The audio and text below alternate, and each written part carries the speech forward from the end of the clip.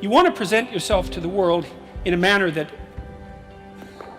doesn't disgrace you in some sense. That might be a good way to think about it. And you don't want to disgrace yourself, because the consequence of disgrace is emotional dysregulation, more pain, less positive emotion. And so the best way to present yourself is to stand up forthrightly and to stretch out, and to occupy some space, and to you make yourself sort of vulnerable by doing that, because you open up the front of your body, right? But it's a sign of confidence, and that way people are most likely to give you the benefit of the doubt.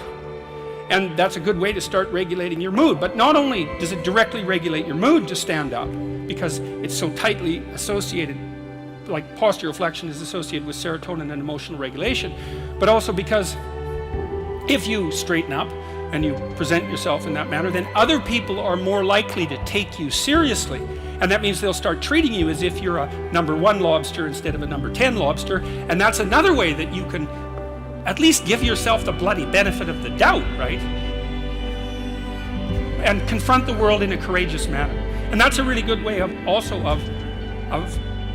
figuring out how to establish yourself in multiple competence hierarchies, because one of the general rules of thumb about how to be successful is to confront things that frighten you forthrightly and with courage.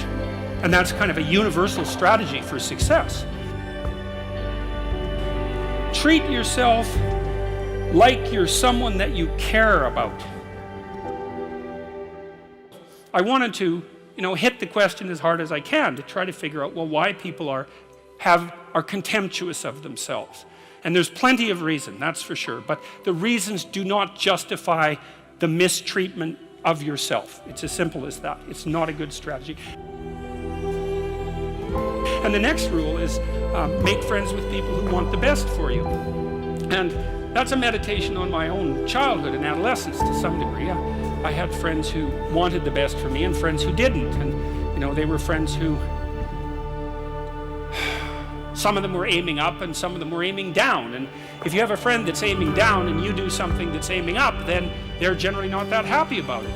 They try to top your accomplishment with one of their own, hypothetical or real, or put down what you're doing, or offer you a cigarette if you're trying to quit and you've kind of done that successfully, or a drink if you've been drinking too much and are just trying to stop being an alcoholic, or they're cynical and bitter and devoted towards no good. And sometimes that's family members too, and sometimes it's even part of you. Like you have an ethical responsibility to take care of yourself, you have an ethical responsibility to surround yourself with people who have the courage and faith and wisdom to wish you well when you've done something good, and to stop you when you're doing something destructive. And if your friends aren't like that, then they're not your friends. And maintaining your friendships with them might not even be in their interest.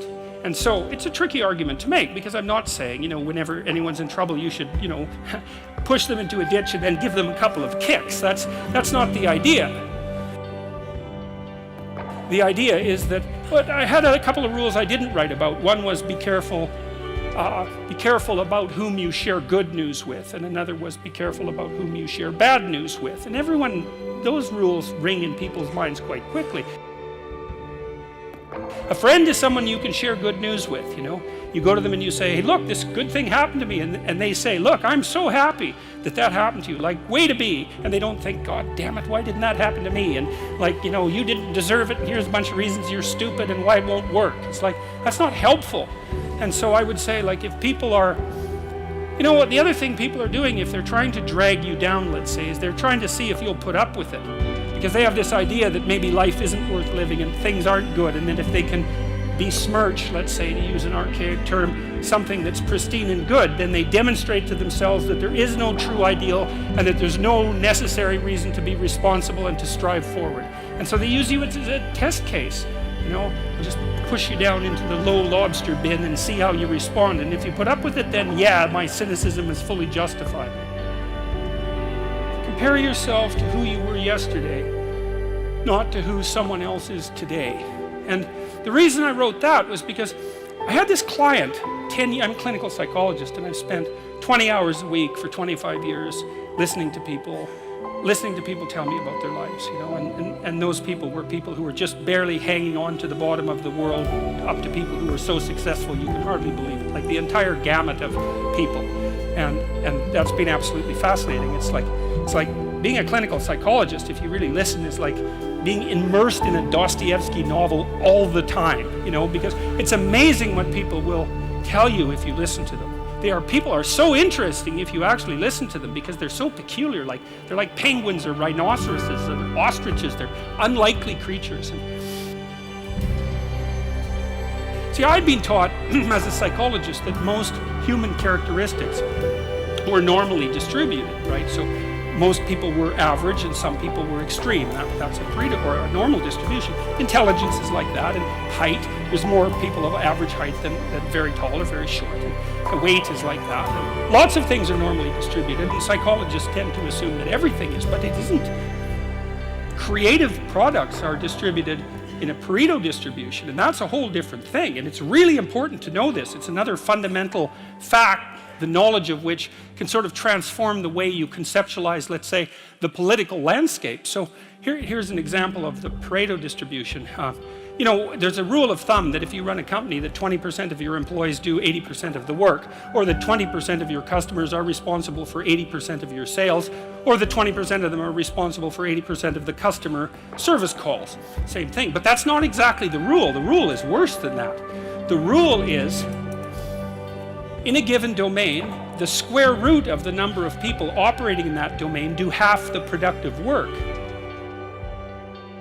So you think, well, you have 10 employees, 3 of them do half the work. It's like, yeah, okay. What if you have 100 employees? Then 10 of them do half the work. What if you have 1,000 employees? Then it's 30. And if it's 10,000 employees, then it's 100.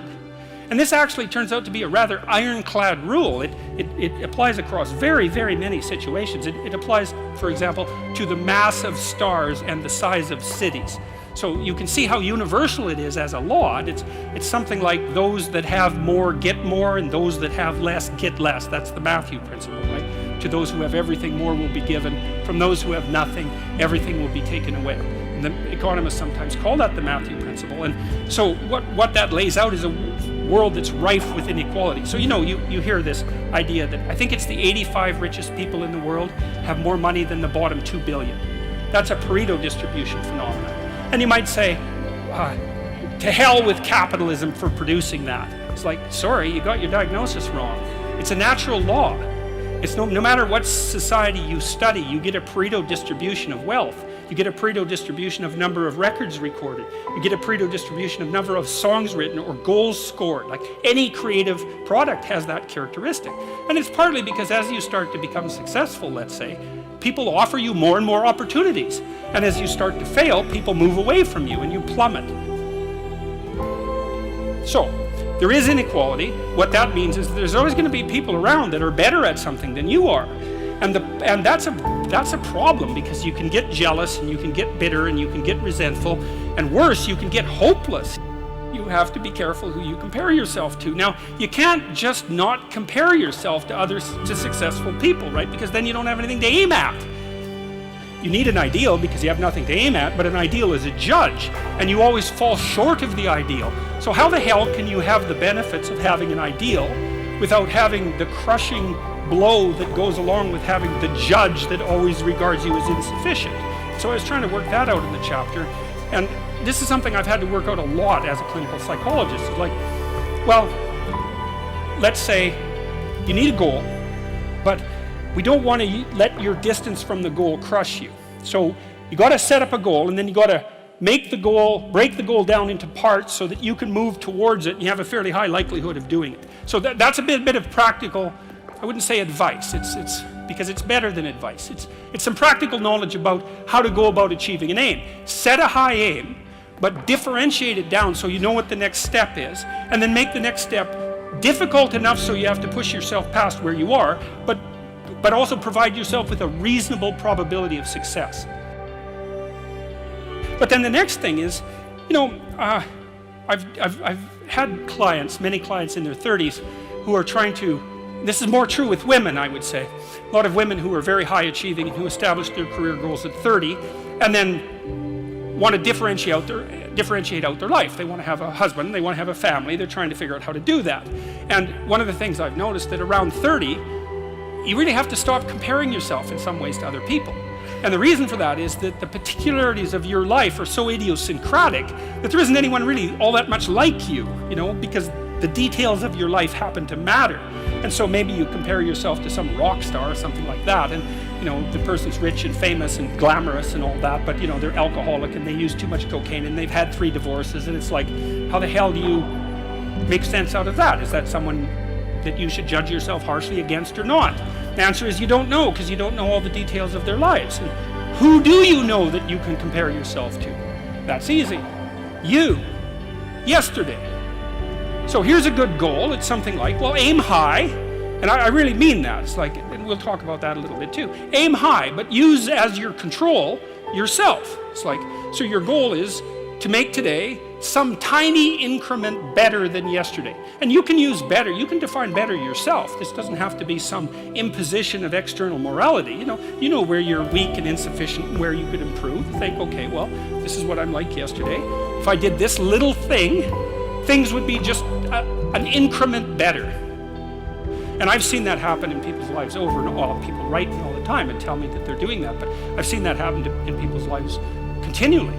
They make a goal that, the goal should be, how could I conceive of my life so that if I had that life, it would clearly be worth living, so I wouldn't have to be bitter, resentful, deceitful, arrogant, and vengeful.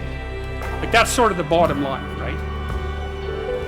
And that'll propel you forward very rapidly, and you can succeed at it, which is also really lovely, because why not set yourself up for success? You know, because otherwise you droop around like a number 10 lobster, and you know, that's just not good. You get all pinchy when that happens, and it's not a good thing.